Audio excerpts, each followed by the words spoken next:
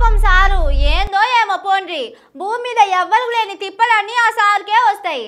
Sir అరటి పండు తింటే పండ్లు తిన్నట్టే అవుతుంది. తాడే పామై ఎమ్మడి పడుతుంది. గోరు తల్లినా గొడ్డలు తల్లినట్టే రక్తం వస్తుంది. ఈ తిప్పలేందో ఈ గోసేందో సారు చూస్తే మనసులో మనసు ఉంటలేదు.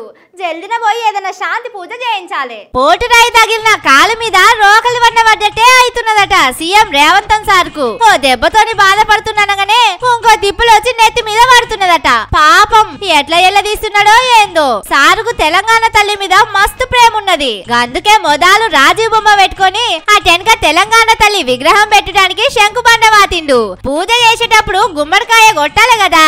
ఇక చూడుండ్రి ఏమైందో. కూష్మాన్ దేవతా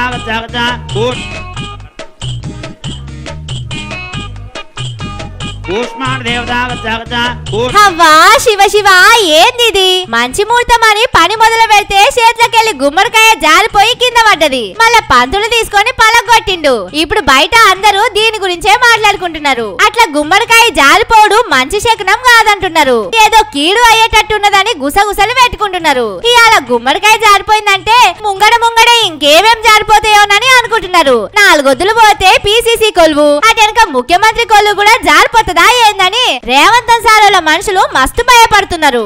ఈడికే ఢిల్లీలో ఉన్నోళ్ళు రేవంత్ సార్ మీద మస్తు గర్వం మీద ఉన్నారట. అందుకే సీఎం కుర్సీకి ఏదో ముప్పు వచ్చేటట్టే ఉన్నదని అంటున్నారు. ఇదే కాదు ఇంకో ముచ్చట కూడా వినిపిస్తున్నది. అప్పట్లో తెలంగాణ కోసం కొట్లాడేటోళ్ళ మీదికి తుపాకీ పట్టుకొని పోయిండు కదా సారు. ఆ రక్తపు చేతులతోటి నా విగ్రహం పెడతావా అని తెలంగాణ తల్లికి కోపం వచ్చి చేతులకెళ్లి గుమ్మడికాయ జారిపోయిందని ఇంకొందరు మాట్లాడుకుంటున్నారు. కానీ ఏమైతుందో ఏమో పోండ్రి.